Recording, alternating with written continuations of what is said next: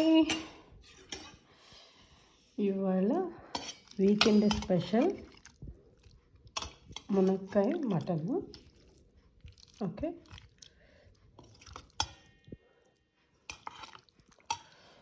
ఇది బగారాను సింపుల్గా కొంచెమే మసాలా వేసుకొని చాలా కొంచెం అన్నమాట.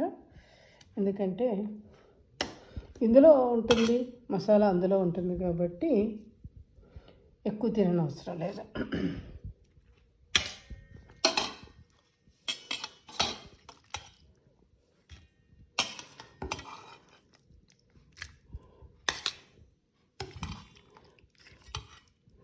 సేమ్ నాన్ బోర్ ముక్కలు ఉన్నాయి.